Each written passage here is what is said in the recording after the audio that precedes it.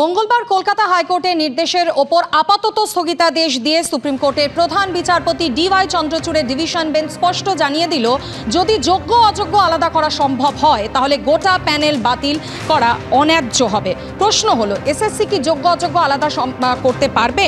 সেটা করার মতো পর্যাপ্ত তথ্য কি তাদের হাতে আছে? যোগ্য আর অযোগ্য প্রার্থীর তালিকা কি এসএসসির কাছে আছে?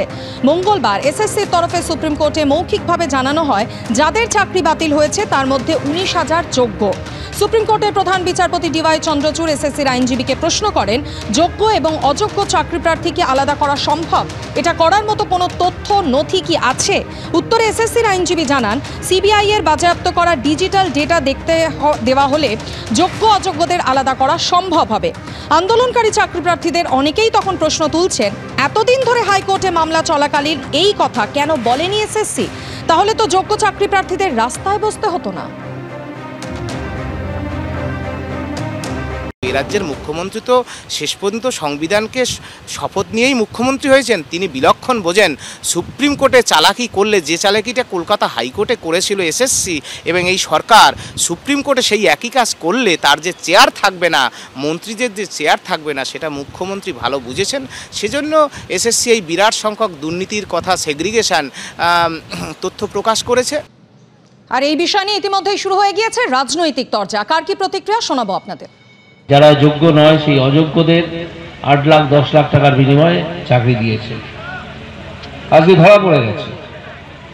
আজকে শুনছি সুপ্রিম কোর্টে তারা জানিয়েছে প্রায় 6,000 এরকম জাল প্রার্থী আছে। 6,000কে গুণ করুন 8 লাখ টাকা দিয়ে, 4,800 কোটি টাকা। একটা শিক্ষামন্ত্রী জেলে গেছে, অন্য শিক্ষামন্ত্রী রোজ বুগনি দিচ্ছে। এদের সবার শাস্তি দেওয়া উচিত। যোগ্য চাকরি প্রার্থীদের নয়, শিক্ষকদের নয়। অযোগ্য সরকার এবং স্কুল সার্ভিস কমিশন যারা যোগ্যতা নিতে পরীক্ষা নিল, কিন্তু কোনো রেকর্ডস নেই কে যোগ্য অযোগ্য, সবটাকে মিশিয়ে দিয়েছিল। কিছু যোগ্য কিছু অযোগ্য, এই নিয়েই তো বিতর্ক। মাননীয় সর্বোচ্চ আদালত কি বলল, যদি তাই হয় তাহলে পুরো প্যানেলটা কেন ক্যান্সেল হয়ে যাবে? যদি কিছু যোগ্য আর কিছু অযোগ্য এই নিয়ে বিতর্ক থাকে, তাহলে সম্পূর্ণ প্যানেলটা সেটা বাতিল হয়ে যাওয়ার কোনো কারণ নেই। তাই তার উপরে স্থগিতাদেশ। মঙ্গলবার সুপ্রিম কোর্টের শুনানিতে উঠে এলো অতিরিক্ত শূন্যপদ তৈরির প্রসঙ্গ। কেন রাজ্য সরকার অতিরিক্ত শূন্যপদ তৈরির সিদ্ধান্ত নিল?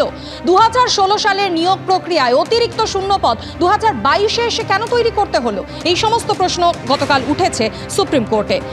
রাজ্য সরকারের আইনজীবী তখন বলেন, 2021 সালে এই সব মামলা কলকাতা হাইকোর্টে আসে। সেই সময় র্যাঙ্ক জাম্প সহ একাধিক অভিযোগ সামনে আসে, আর তারপরই 6,861টি অতিরিক্ত শূন্যপদ তৈরি হয়।